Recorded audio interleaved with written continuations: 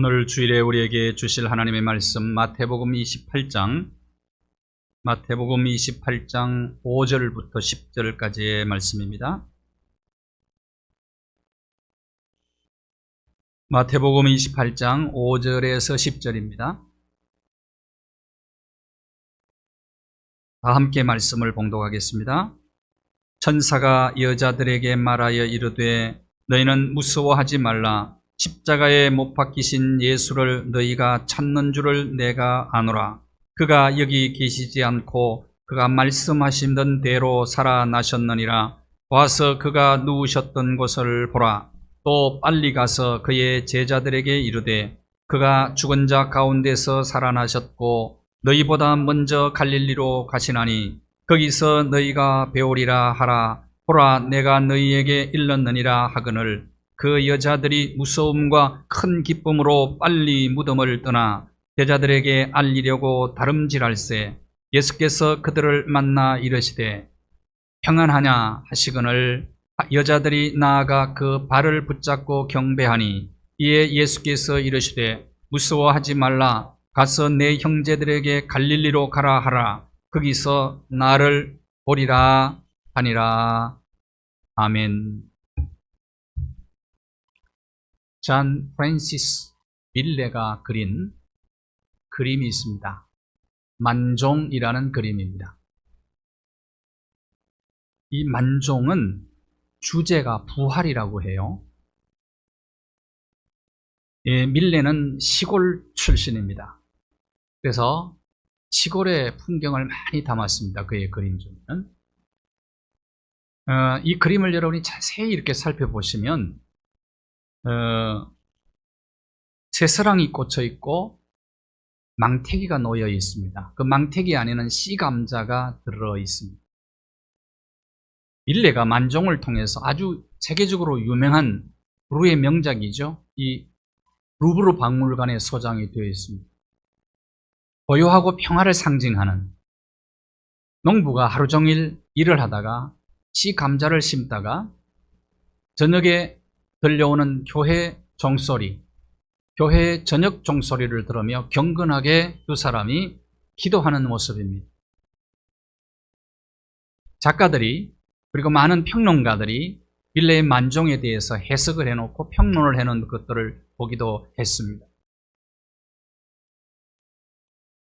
망태기 안에 씨감자가 들어있습니다. 이 망태기는 이 농부 부부가 어린 자식을 잃었어요. 자식을 잃고 장례식을 치를 때에 이 망태기를 사용을 했다고 그래요. 어떤 평론가는 그렇게 이야기를 했어요. 자세히 살펴보면 그 자식을 묻은 관이 이 밭에 있었다. 그렇게 해석하는 분들도 있더라고요. 죽은 자식을 다시 부활을 통해서 만날 것을 소망하면서 경건하게 저녁 종소리를 들으며 기도하고 있는 이 부부가 무엇을 소망하고 기대했습니까? 바로 부활입니다. 부활의 날에 사랑하는 아들을, 자식을 만나겠다는 거죠. 씨 망태기가 있어요. 망태기는 감자씨가 들어있어요. 죽음이라고 하는 것은 마치 씨앗을 심는 겁니다. 언젠가는 부활이라는 열매를 거두게 될 것이다 라는 것을 기대하면서 기도를 드리고 있다는 거죠.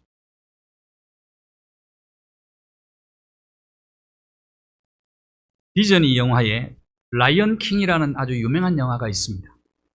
거기에 이런 대사가 나와요. 사자가 양을 잡아먹지만 결코 사자는 죽어서 풀의 거름이 된다. 근데 그 풀을 또다시 양이 잡아먹는다. 양이 먹는다. 그런 대사가 나옵니다. 자, 무엇을 의미할까요? 풀을 먹는 양은 사자의 밥이 되는 거죠. 사자는 죽어서 풀의 비료가 된다. 풀이 죽어서 양이 살죠? 양이 죽어서 사자가 살죠? 사자가 죽어서 또 풀이 살죠? 자연의 거대한 고리, 모든 피조물이 서로 이렇게 연결이 되어 있다 하는 겁니다. 거대한 자연의 힘, 이 자연 질서는 잘 지키기만 하면 거룩하고 아름다운 겁니다. 성스러운 겁니다. 성경이 말하고 있는 죽음과 부활은 자연의 연결고리가 아니라 삶의 연장이라고 하는 겁니다. 죽음이, 부활이 삶의 연장이라는 거죠. 자연의 연결고리에 의해서 우리가 부활하는 것이 아니고 양의 생명이 사자에게 먹이가 되어서 사자 속에서 사는 것이 아니고 그 말입니다. 우리의 부활은 연결고리가 아니라는 겁니다. 연결고리가 아니고 삶의 연장이다. 그런 얘기를 합니다. 죽음도 삶의 연장이죠. 생로병사. 그래서 저는 삼생을 얘기하잖아요. 언제나. 어머니 뱃속에서 일생을 삽니다. 이 세상에 태어나서 죽을 때까지는 이생을 삽니다. 죽음 이후에 영원한 세계에서 우리는 삼생을 살게 될 것입니다. 그런 차원에서 본다면 생로병사 부활, 이 모든 것은 죽음의 생의 과정입니다. 생애의 과정이라는 사실을 우리는 기억을 해야 됩니다. 그래서 세상에 태어나서 생로병사를 거쳐서 부활을 하고 부활을 해서 영원히 하나님의 나라에서 살아가는, 이것은 바로 우리의 삶의 연장이다. 그렇게 보시면 됩니다. 우리의 인생은 태어나서 이 세상에 한번 우리가 태어나지만 우리가 죽음이라는 과정을 거쳐서 영원한 세계를 살아가는, 태어난 그 생명은 영원하다 하는 것입니다. 인간의 생명은 영원하다 하는 것입니다. 그래서 생명의 연장선상에서 우리는 죽음도 부활도 영생도 천국도 생각을 해야 되겠다. 요한복음 11장 25절과 26절에 보면 죽어서 나흘이나 된 나사로의 무덤에 가셔서 예수님이 마르다에게 하신 말씀이에요. 예수님이 좀 일찍 오셨더라면 우리 오빠가 안 죽었을 텐데 예수님에게 좀 짜증을 부리며 불평을 합니다. 마르다가. 그때 예수님이 하신 말씀이에요. 같이 한번 읽어볼까요? 요한복음 11장 25절 26절 시작. 예수께서 이르시되 나는 부활이요 생명이니 나를 믿는 자는 죽어도 살겠고 무릇 살아서 나를 믿는 자는 영원히 죽지 아니하리니 이것을 내가 믿느냐. 부활이요 생명이다. 믿는 자, 나를 믿는 자는 죽어도 살지만 살아서 나를 믿는 자는 영원히 이게 무슨 말입니까? 생명의 과정이라는 겁니다. 삶의 연장선상에서 계속해서 과정을 겪는다. 생로병사 부활, 영원히 사는 생명, 천국, 이 모든 것은 생명의 삶의 연장이라는 것입니다. 여러분 믿으십니까 이걸? 죽음이 종지부가 아니라는 것입니다. 죽음도 삶의 과정이라는 거예요. 그래서 예수 믿는 사람은 죽음을 너무 무겁게 받아들이면 안 돼. 죽음이 너무 힘들면 안 돼. 왜 그러냐? 예수님의 죽음과는, 성경적 죽음과는 잠자는 것과 같다는 거예요. 잠잘 때 힘들게 잠듭니까? 아니잖아요. 아주 편안하게 자연스럽잖아요. 나사로의 무덤에 가면서 예수님이 하신 말씀이 뭡니까? 내 친구 나사로를 깨우러 가자. 깨우러 가자. 예수님의 죽음과는 삶의 연장선상에 있다는 거예요. 이것은 죽음은 잠자는 것과 같다. 잠자는 것. 죽은 자와 살아있는 자가 잠자는 모습을 보면은 차이가 딱 하나밖에 없습니다.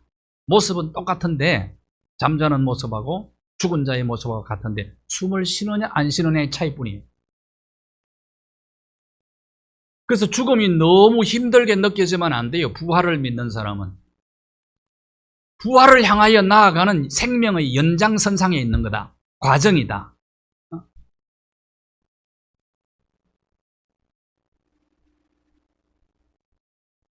편안하게 잠들라고 그러잖아요. 무덤에 가가지고 편안하게 잠들라.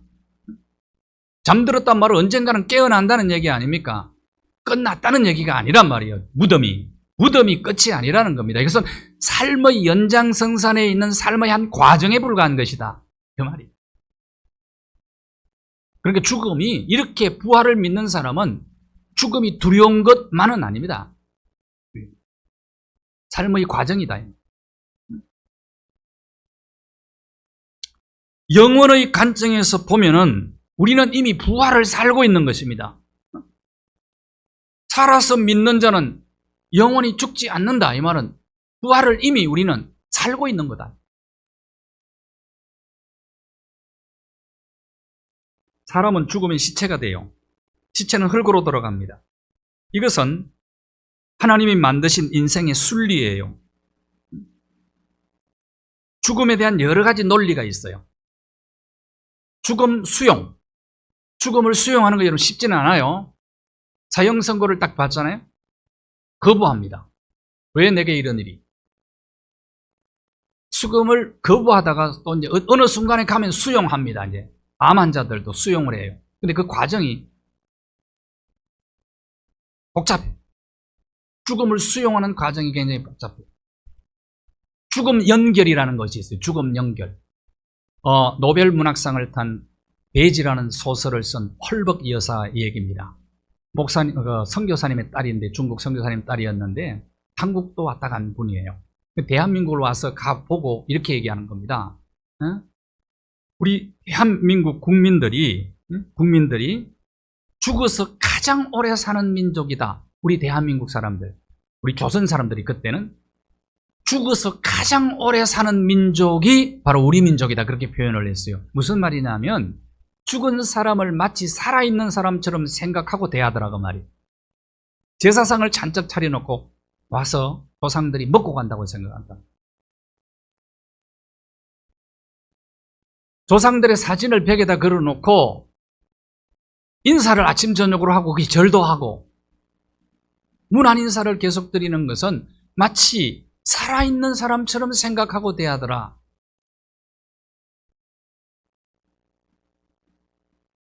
이 말은 은연중의 사람들 속에는 죽음도 삶의 한 연장선상에 있다고 생각한다고 말이에요. 무슨 말인지 이해가 되십니까? 이게 죽음 연결이라는 겁니다. 죽음 연결. 죽음과 부활은 극과 극의 관계로 생각합니다만은 죽음과 부활은 밀접한 관계가 있어요. 예수님이 십자가 부활, 십자가의 죽음은 부활의 조건이에요. 죽음 없이는 부활이 없는 것 아닙니까? 부활은 십자가 죽음의 결과예요. 그러니까 아주 관계가 밀접한 관계가 있단 말이에요. 삶의 연장선상에 죽음도 있고 부활도 있다. 그 말입니다. 부활절을 영어로는 이스터라고 해요. 이스터. 무슨 말이냐면 동방절이라는 뜻입니다. 동쪽은 생명의 자리를 얘기하죠. 동방은 빛의 나라를 의미하는 겁니다. 그래서 빛은 생명이 활동하는 것을 의미하는 거예요. 그래서 예수님 부활절을 이스터라고 그래요. 예수님의 부활이 죽음의 평생 종로로 다는, 죽음이 두려워서 노예가 되어서 살아가는 모든 인류에게 생명의 빛, 사랑의 빛, 소망의 빛이 된다 그 말이에요. 그래서 부활절이 이스터예요. 안식 후 첫날 무덤을 찾아간 막달라 마리아와 다른 마리아, 가서 무덤 문이 열려져 있어요. 보니까 무덤이 빈 무덤이에요. 여인들이 새벽에 무덤을 찾아갔으니까 얼마나 무서웠겠어요. 무서워 떨고 있을 천사들이 말합니다. 예수님이 누우셨던 장소라는 거예요. 절망하고 좌절하던 그들이 예수님의 부활 소식을 듣고 부활하신 예수님을 만나고 절망에 빠져있는 그들이 생기를 얻고 활기를 되찾게 되는 겁니다. 여러분, 부활 신앙을 가진 사람들은 이 세상에 생명의 빛과 활기를 불어넣어주는 사람이다. 이게 부활 신앙입니다. 인생의 문제는 능력의 문제입니다. 아무리 힘들어도 일어날 수 있는 힘만 가지고 있으면 문제가 안 되는 것 아닙니까? 이게 바로 부활의 능력이다. 부활의 능력. 예수님 속에는 부활의 능력이 있었기 때문에 죽음을 이긴 것 아닙니까? 그들이 찾아간 무덤, 예수님의 무덤은 어떤 무덤이었느냐? 빈 무덤이었다. 빈 무덤. 여러분, 빈 무덤은 기독교의 최고의 자랑거리예요. 마태복음 28장 6절 보십시오. 천사들이 막달라 마리아와 마리아에게 한 말입니다. 그가 여기 계시지 않는다. 이 말은 그거는 살아나셨다. 그런 얘기죠. 보니까 무덤은 비어 있었어요. 말씀하신 대로 그가 살아나셨느니라. 무덤 안에는 원래 뭐가 있어야 됩니까? 시신이 있어야 되는 것 아닙니까? 그런데 예수 그리스도를 무덤이 더 이상 가두어 둘 수가 없었던 거예요. 그가 여기 계시지 않고 살아나셨느니라. 왜 그렇습니까? 그는 부활하셨기 때문이다. 부활하셨. 막달라 마리아는 무덤 밖에 계시는 예수님을 동산직인 줄 알았어요. 무덤 밖에서 막달라 마리아가 예수님 시신을 누군가가 훔쳐갔다고 생각하라고 울고 있었습니다. 그때 예수님이, 부활하신 예수님이 제일 먼저 막달라 마리아에게 나타나셔서 나야. 그랬더니 아이고 선생님이십니까? 그제서 알아봅니다. 부활하신 예수님을 제일 먼저 만난 특권, 그리고 그 예수님을 전하는 특권을 막달라 마리아가 누리게 되는 것이죠. 베드로도 무덤에 가가지고 예수님 빈 무덤을 확인을 하죠. 요한도 그렇고. 예수님의 빈 무덤을 확인한 베드로가 오순절 설교를 합니다. 유대와 예루살렘 거민들을 향해서 예수님을 이렇게 전하고 있습니다. 사도행전 2장 24절입니다. 같이 읽어볼까요? 베드로의 설교입니다. 오순절 설교예요. 시작.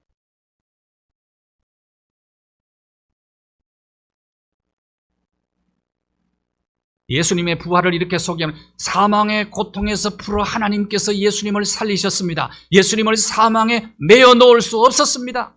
그분은 왜? 부활하셨기 때문에.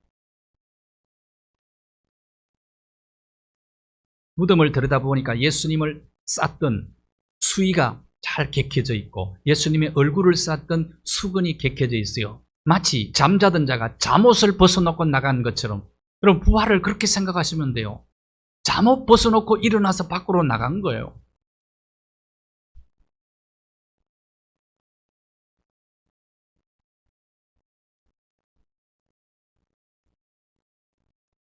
잠옷을 입고 계속 누워있으면 어떻게 됩니까?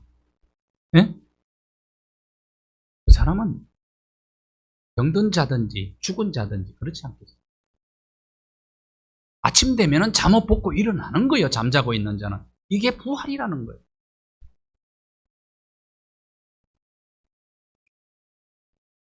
베드로는 얘기합니다. 사망이, 무덤이 더 이상 예수를 가두어 둘 수가 없었다. 하나님께서 사망의 고통에서 예수를 풀어주셨다. 이렇게 얘기해요. 빈 무덤에는 세마포가 개켜져 있었습니다. 이 모든 것들이 예수님의 부활을 증거해 주는 것입니다. 막달라 마리아, 다른 마리아가 빈 무덤을 눈으로 확인을 해요. 막달라 마리아가 제자 공동체에 가서 전합니다. 요한이 제일 먼저 젊으니까 달려갔죠. 베드로가 그 뒤에 나이가 많으니까 따라갔는데 요한은 겁이 많아서 무덤 속에 못 들어가. 베드로는 성질이 다혈질이라 무덤 속에 그냥 뛰어 들어갑니다. 보니까 빈 무덤이에요. 예수님의 빈 무덤을 많은 사람이 눈으로 보았어요. 귀로 듣는 것보다 눈으로 보는 게 확실합니다. 요즘 뭐 한 이슈가 되고 있는 동태집 주인이 누구를 봤다고 증언을 하고 있죠. 세상에는 거짓말이 많아요. 거짓말도 많고 꾸며낸 얘기들도 많이 있을 수가 있어요. 그러나 눈으로 여러 사람이 확인한 것은 믿을만하다. 예수님의 빈 무덤을 다 확인한 겁니다. 거짓말이 아니죠. 고린도전서 15장이 부활장입니다. 사도 바울이 예수님의 육체의 부활의 역사적 사실을 증거해 주고 있어요. 그게 뭐냐? 부활하신 예수님이 수제자 베드로에게 보이셨다. 보여주셨다. 그리고 12제자에게 보여주셨다. 500명 무리들 앞에서 예수님이 보여주셨다. 예수님의 동생 야고보에게 보여주셨다. 그리고 만삭되어 나지 못한 나에게도 예수님이 보여주셨다. 여러분, 수많은 사람들이 예수님이 육체적으로 부활하신 것을 보았다. 그러면 환상 아니죠? 환상은 한 사람만 볼 수 있는 게 환상이에요. 환상을 똑같이 보는 사람이 없다니까. 예수님의 부활이 역사적 사실이었기 때문에 허위, 거짓이 아니기 때문에 예수님의 부활을 목도한 사람들, 특별히 제자들은 하나같이 부활을 증거하다 죽었어요. 거짓을 위해서 죽는 사람이 있습니까, 세상에?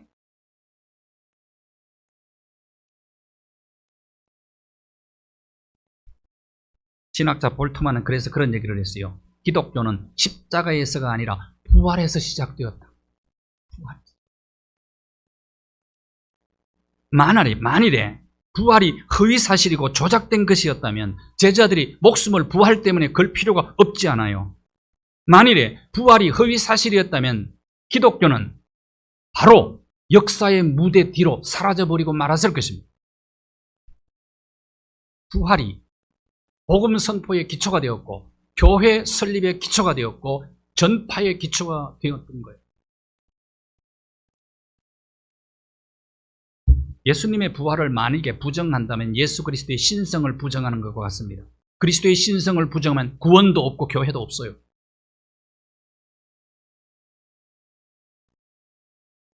만일에 예수 그리스도의 부활을 부정하고 신성을 부정한다면 기독교도 도덕적 종교에 불과할 겁니다. 그래, 착하게 살아야 돼. 바르게 살아야 돼. 사람답게 살아야 돼.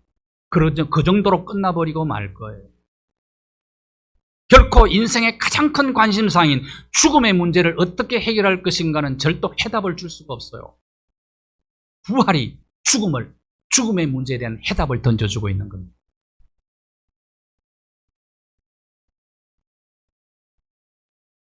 이런 메시지를 전파할 때는 아멘을 하셔야 돼요.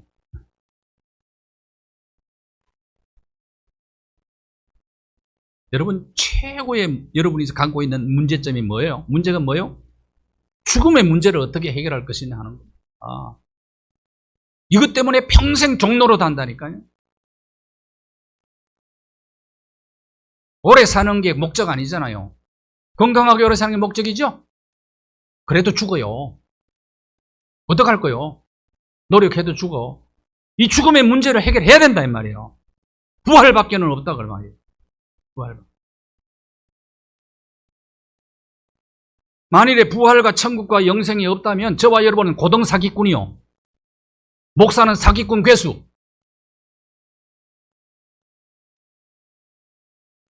만일에 부활이 없다면 영생도 없고 천국도 없다면 저는 이렇게 설교할 겁니다. 여러분에게.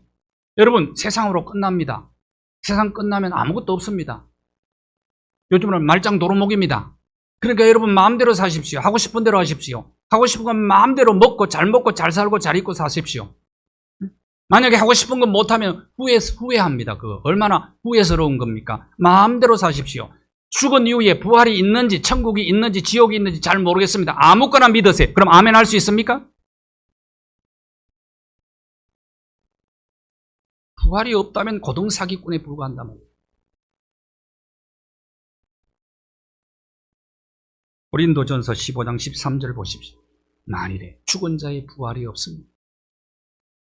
그리스도께서 우리를 위해서 부활하지 않으셨을 거죠. 19절 한번 보실까요? 19절은 같이 읽겠습니다. 여러분, 만일에 부활이 없다면 우리는 어떤 존재냐는 겁니다. 시작.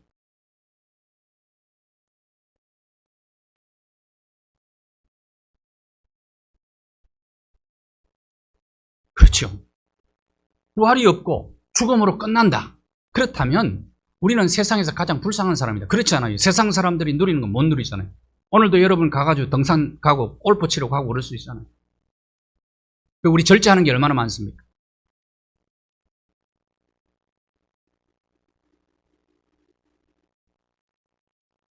기독교의 핵심은 십자가와 부활이에요. 예수님이 부활을 부정하는 것, 이것은 예수님을 신성 부정하는 거기 때문에 그런 자에게는 부활도 없고 구원도 없고 교회도 없고 없던 거예요. 자, 마태복음 28장 5절 6절을 보십시오. 천사가 여자들에게 그가 여기 계시지 않고 살아나셨나요?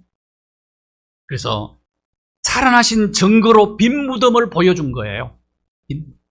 그리고 그들은 확인을 합니다. 예수님의 부활이 빈 무덤으로 증명되었기 때문에 저는 오늘 여러분에게 부활과 영생과 천국을 자신 있게 외칠 수 있는 거예요.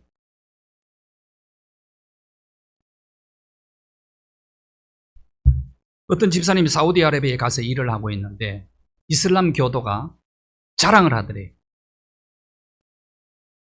우리는 하루에 5번씩 기도하고 1년에 한 번씩 메카를 순례하고 그 메카에 가면은 마호멧의 무덤이 있는데 그것이 가장 최고의 자랑. 마호멧의 무덤. 그랬더니 이 집사님이 그렇게 얘기했답니다. 이것이 기독교와 이슬람의 차이입니다. 우리는 예수 그리스도 그분이 인류의 죄를 걸머지고 십자가를 지셨다가 사흘 만에 다시 살아나셨습니다. 우리 예수님의 무덤은 빈 무덤입니다. 이것이 자랑거리입니다.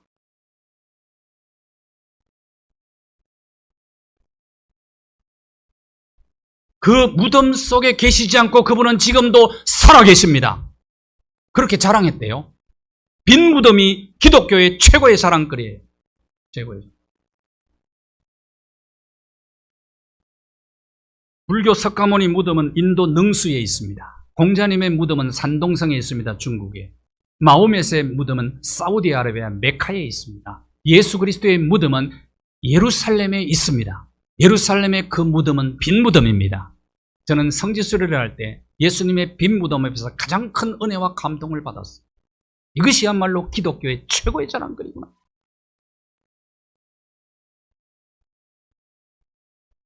세상의 모든 종교 가운데 부활의 종교는 기독교밖에 없습니다. 교회 역사가 유세비우스가 12제자의 순교 일지를 기록을 했습니다.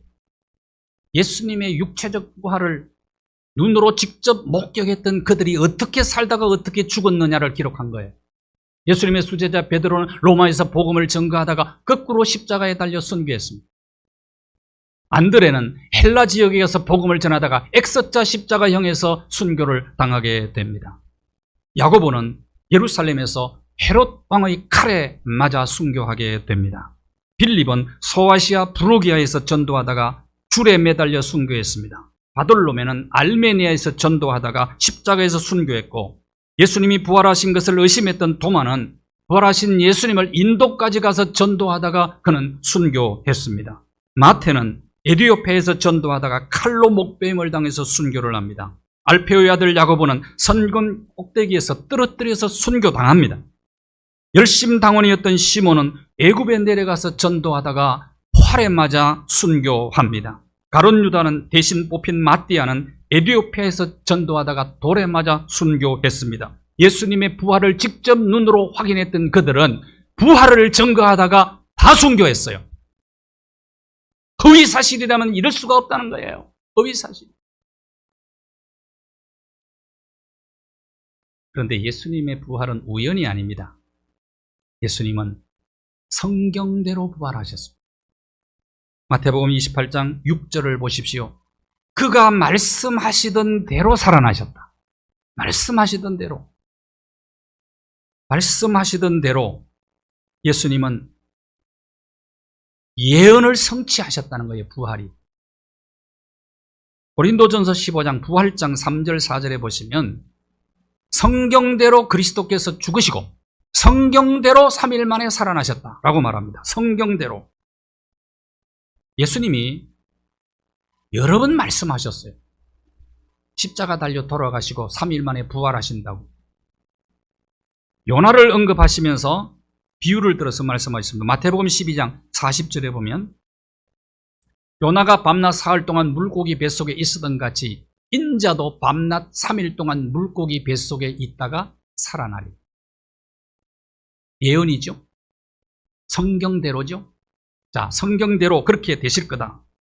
민수기 23장 19절 말씀을 보시면 하나님은 거짓말을 하지 않으시는 분, 말씀대로 실행하시는 분이다.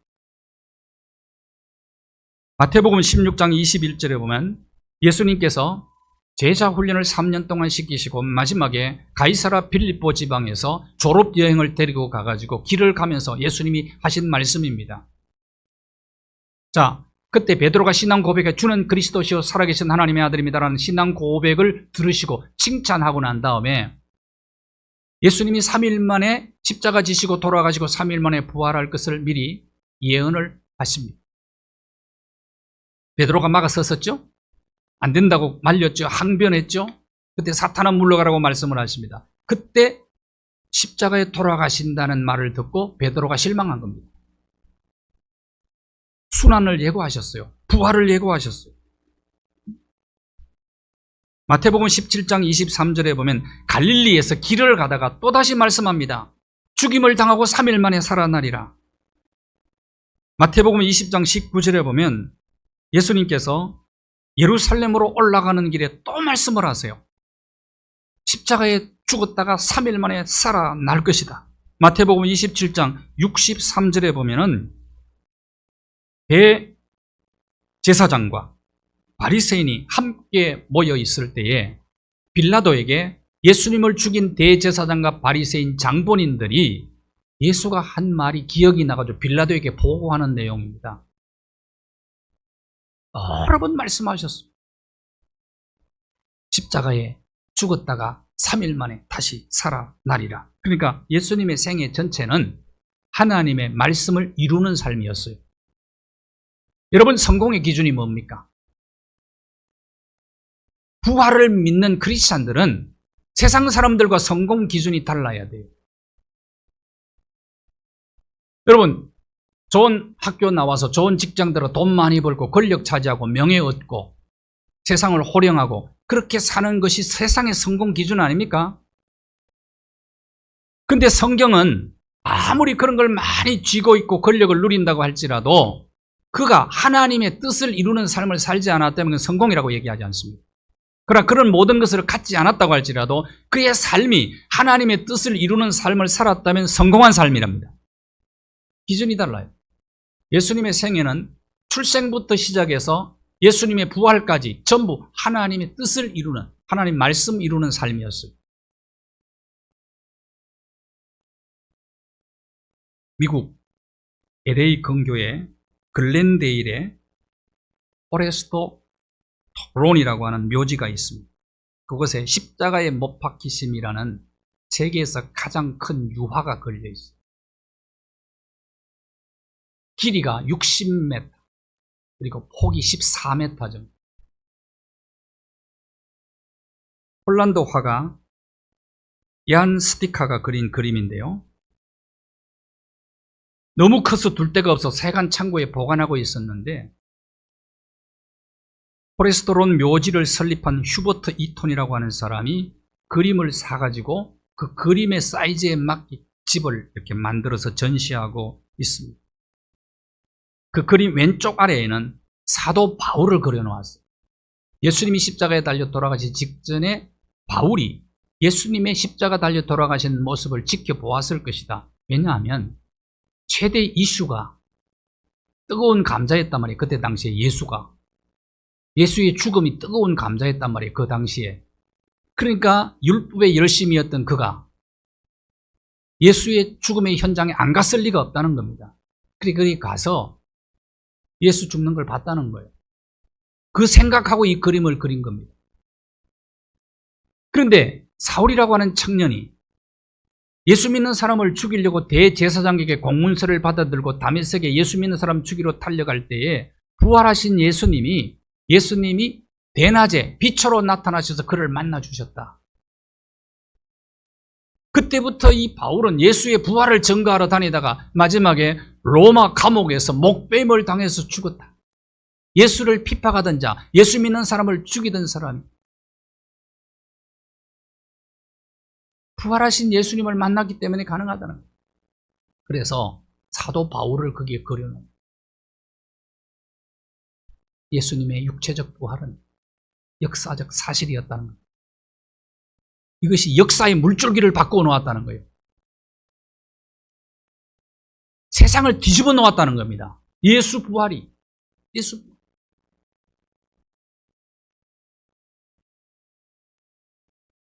그래서 예수님의 모든 것은 하나님의 말씀을 이루는 생애였어요. 보실까요? 마태복음 1장 22절에 보시면 모든 일이 이렇게 된 것은 예수님의 탄생력입니다. 예수님의 탄생은 선지자로 하신 말씀을 이루려 함이라. 말씀을 이루는 탄생. 마태복음 2장 15절을 보십시오. 예수님이 태어나서 애굽으로 헤로당의 칼을 피해서 도망갑니다. 피신갑니다. 그것도 말씀을 이룬 것이요. 라고 말합니다. 마태복음 2장 21장 4절을 보십시오. 선지자를 통하여 하신 말씀을 이루려 하심이니라. 이것은 뭐냐? 낙이 타고 예루살렘 성에 입성하신 거예요. 그것도 말씀 이룬 것이었다 라고 말합니다. 십자가의 죽음도 부활도 말씀대로 된 것이다. 예수님의 생애 전체는 하나님의 말씀을 이루는 삶이었다. 저와 여러분의 사소한 일상이 하나님의 말씀을 이루는 삶이 되기를 소원합니다. 그렇게 살았으면 성공한 겁니다. 성공하는 겁니다.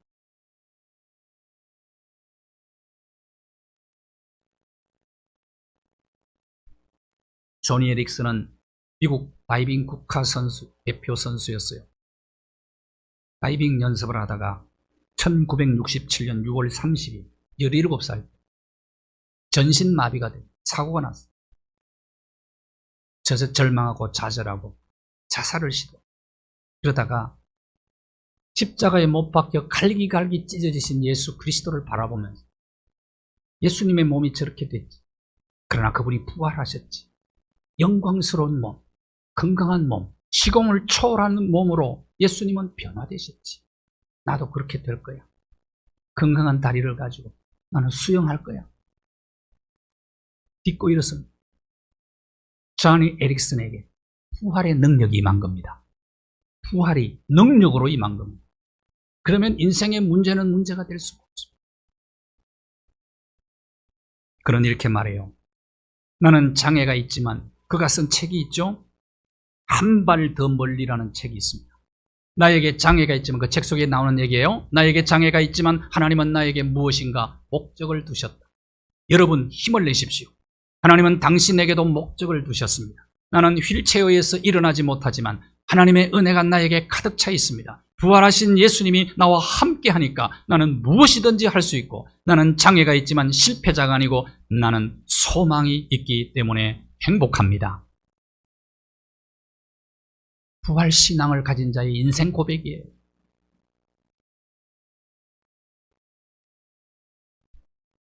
우리는 언젠가는 한 번 다 죽음의 길을 걸어가게 될 겁니다. 한 번 죽는 것은 정하신 겁니다. 하나님의 섭리입니다. 창세기 3장 19절입니다. 흙이니 흙으로 돌아갈 것이니 이것이 인생의 운명입니다. 세상 모든 사람이 가는 길입니다. 이 길을 걸어야 됩니다. 시편 119편 25절입니다. 영혼이 진토에 붙어 있을 때는 살아있는 겁니다.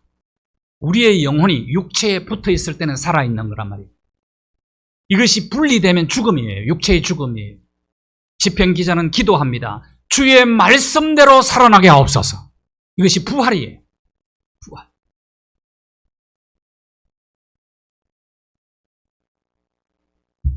사람이 죽어 육체가 흙으로 돌아가는 것은 하나님의 원리입니다. 그런데 죽은 자들이 주의 말씀대로 부활하여 영원히 사는 것도 하나님의 원리입니다. 3세기 때 로마 제국에 역병이 창궐했어요.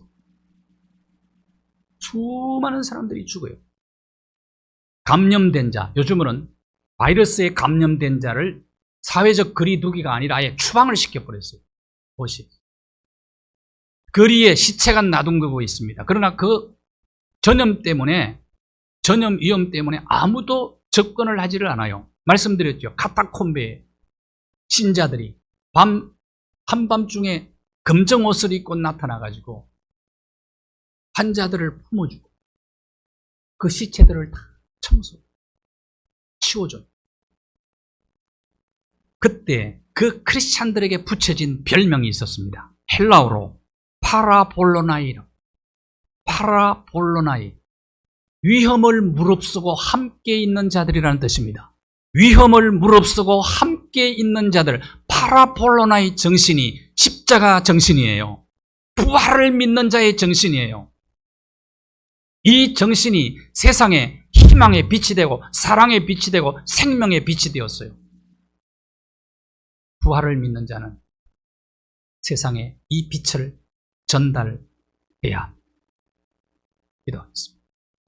하나님 아버지, 생명이신 예수님, 더 이상 우리가 무덤에 가두어둘 수가 없었습니다.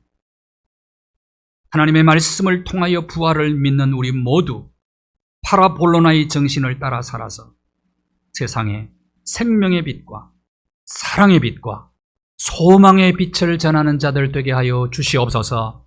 예수 그리스도의 이름으로 기도하옵나이다.